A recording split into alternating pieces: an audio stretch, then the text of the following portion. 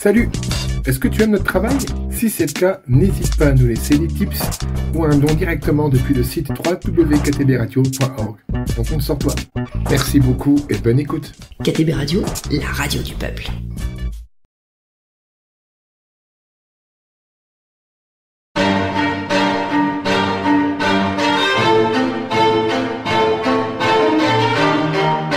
Vous écoutez l'émission Raconte ta ville ou ton village.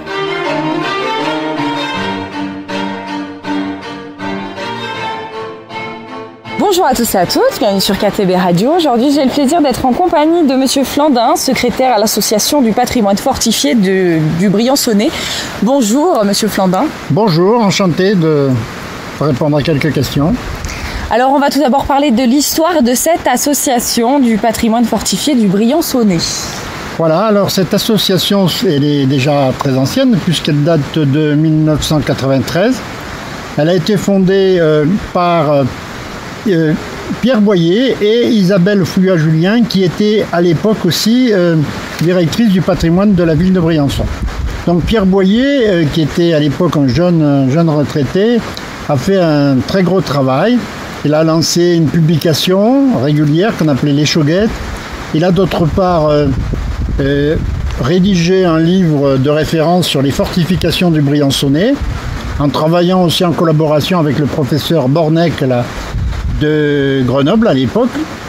Et d'autre part, l'association s'occupait de restaurer certains petits passages. Par exemple, on avait fait un travail sur le poste de garde du pont d'Asfeld, voilà, des choses comme ça. Et l'objet essentiel à l'époque, c'était de faire visiter les fortifications. Par la suite, la visite des fortifications a été plutôt assurée par le service du patrimoine fortifié de la ville. Et l'association s'est spécialisée plutôt dans la visite des forts d'altitude. Donc chaque année, on faisait 2 ou 3 visites de forts d'altitude. Et ça marchait assez bien. Par la suite, Pierre Boyer a pris sa retraite, puis est décédé. Un autre président lui a succédé, Jean-Pierre Garnier. Pendant quelques années, l'association était encore très active, surtout au moment du classement de l'ensemble fortifié briançonnais au réseau de l'UNESCO. Ça fait donc une quinzaine d'années. Voilà. Par la suite, Jean-Pierre Garnier ayant quitté la région, puis il est décédé. Donc l'association est tombée un petit peu en déshérence. Et ça fait que 3 ans que, grâce à Benjamin Thuillet et puis à quelques anciens, on essaye de relever l'association. Voilà en gros pour l'historique de l'association du patrimoine fortifié briançonnais. Et oui, justement, on retrouve Benjamin Thuillet, président de l'association. Bonjour Benjamin. Bonjour madame, merci de nous avoir invités, de nous faire l'honneur d'être à votre écoute et à l'antenne plutôt. On va parler de ce riche patrimoine que l'on a à Briançon grâce à Vauban et de comment tu en es arrivé là pour reprendre cette association. Alors Vauban pour moi c'était, je suis de natif de Lille et Vauban c'était toujours quelqu'un qui... Moi j'ai toujours aimé l'histoire, toujours depuis tout petit. C'est transmis de génération en génération par famille et j'ai fait des études à Lille. Et après, donc, j'ai toujours aimé faire des visites guidées, découvrir, transmettre. Et donc, j'ai fait un parcours d'histoire. Et après, j'ai eu l'occasion de faire un master dans le patrimoine. Et c'est là que j'ai découvert le patrimoine de Lille et progressivement les traces de Vauban. Donc, notamment avec Lille et tout autour, grâce à une association du patrimoine ancien de l'île en naissance. Et après, j'ai voulu découvrir Vauban. Je suis parti également dans d'autres régions. Je ne me suis pas tout contenté de Vauban. J'ai fait découvrir d'autres sites. En Bretagne, j'ai fait découvrir des châteaux, des cathédrales. Je suis parti à Joigny, travailler dans un musée de la Résistance pour le cercle du patrimoine de la mairie. Et ensuite, je suis un peu revenu aux fondamentaux de Vauban. Quand j'ai fait un stage à Drac, service musée, mais aussi service monument historique, par l'intermédiaire d'une personne qui est native de Briançon et celle qui m'a vraiment parlé ce qu'a fait Vauban ici à Briançon. Bon, on dit l'île à la reine des citadelles, ok. Bon, je sais que Briançon a été... parce que, voyons, l'île, c'était... Vauban, c'est quelqu'un qui, au niveau de la forme... un état de siège, un plan carré, un pré carré. C'est surtout l'île, Besançon, Marseille. Et à Briançon, c'était... Quand il part à Briançon, c'est son Louis XIV qui a demandé... Parce que l'île était en conflit avec les provinces espagnoles unies. Et tout à coup, il y a au niveau de la frontière avec le Piémont-Savoie, qui est parti à Briançon. Bon, après, je sais que Briançon, il y a pas mal de forts d'étel, forts de randonnée. Mais c'est surtout, moi, ce qui m'intéresse, c'est de défendre son territoire. C'est ce voilà. Mais par exemple, dernièrement, pour terminer, j'ai écouté en décembre une émission sur les Vauban et les traces de Bourgogne, pourtant Vauban, comme les deux de Bourgogne, que j'apprécie énormément. Mais on n'a pas insisté trop sur Vauban et Briançon. Alors, j'espère, un dernier mot, que le maire de Briançon va essayer de valoriser et défendre le patrimoine de Briançon. Voilà. Merci à vous. Et oui, car justement, cette association, elle a pour mission donc, la sauvegarde du patrimoine, mais pas que. Il y avait certaines visites, comme M. Flandin l'a dit. Oui, donc moi j'ai repris l'association que mon collègue m'a dit depuis 3 ans. Donc nous, on essaie de diversifier le site parce que, et notamment, faire découvrir l'inconnu au connu. C'est-à-dire là, derrière nous, justement, nous sommes au parc de la Chape. Je découvre justement, derrière nous, nous avons le Fort des Têtes.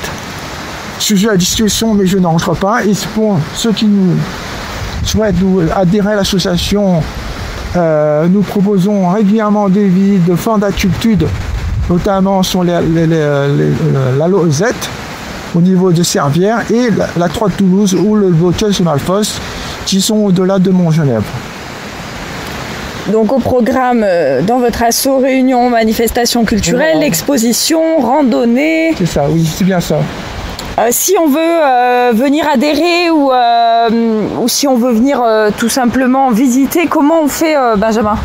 L'entrée de l'adhésion était 20 € l'année. Il y a une adresse mail association fortifiée du patrimoine @souclub.fr. Le numéro de téléphone, l'entrée est libre. Juste taper l'adresse mail et on est là pour répondre aux questions. On a le 06 65 09 75 30. C'est mon numéro de téléphone, mais laissez-moi un SMS éventuellement. Est-ce que, Benjamin, on peut également retrouver un site internet ? Il est en cours de construction. Par contre, il y a quelques années, l'association avait mis en place un journal éditorial Les Chauguettes. On a un fonds d'archives au niveau au départemental à Briançon et on essaie d'en mettre en version numérisée Les Chauguettes. Est-ce que vous avez des besoins, Benjamin, des dons de bénévoles pour vous rejoindre? Oui, des dons, les gens, on aimerait bien. Là, on est en train de créer. On aimerait bien plutôt créer un dépliant sur le projet, notamment la Croix Lozette ou éventuellement le Fort de Lozette, c'est en cours d'idée. Également, on aimerait bien que, pourquoi pas, j'aimerais bien, c'est d'avoir des jeunes, des bénévoles, pourquoi pas en chargé de communication. Ou chargé pour créer le site ou... Oui, voilà, même, et pourquoi pas en chargé de comptabilité, parce que c'est du bénévolat, mais pourquoi pas diversifié.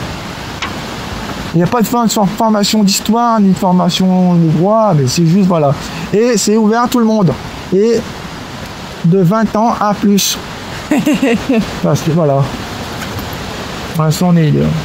Merci à vous. Merci beaucoup. Et vous prévoyez un projet quand même, Benjamin, à la Croix de Toulouse? Alors, la Croix de Toulouse, oui, c'est depuis 1 an qu'on a fait visiter. Alors, les gens sont passionnés parce que c'est accessible. Et donc là, on a déposé un avant-projet à la mairie, donc on a un peu suspens. On attend toujours la réponse. On a quand même le soutien du service du patrimoine et j'ai réussi à contacter dernièrement le service de l'urbanisme qu'il faut que je les recontacte au mois de mai. Sinon, j'ai envoyé pas mal de... j'ai contacté aussi le Dauphiné avec qui on a des bons contacts. Avec qui on a le calendrier d'une visite guidée, et également l'office de tourisme. Merci beaucoup, Benjamin. Non, rien. Merci à vous. Merci. Est-ce qu'on rajoute quelque chose? Oui. Qu'est-ce qu'on pourrait rajouter? Ben oui, justement sur le site de la Croix de Toulouse, l'idée à terme, c'est donc comme il y a 3 ou 4 petits bâtiments qui pourraient être mis en valeur, en partie restaurés, peut-être même le bâtiment lui-même de la Croix de Toulouse devenir un centre d'interprétation de la fortification du 19e siècle, celle qu'on appelle dite entre guillemets serrée de rivière. Même chose pour le blocos qui est sur la crête. Donc là, c'est un secteur relativement facile d'accès, facile à visiter. Ce ne serait pas des travaux très coûteux. Donc on pense que cela est possible. Alors il ne faut pas oublier aussi qu'on continue à faire des visites l'été. Par exemple, on a fait des visites au col du Granon pour ce qu'on appelle les fortifications Berwick, là, qui sont du 17e et 18e. Voilà, c'est un bon exemple de fortification. Voilà, merci. Merci.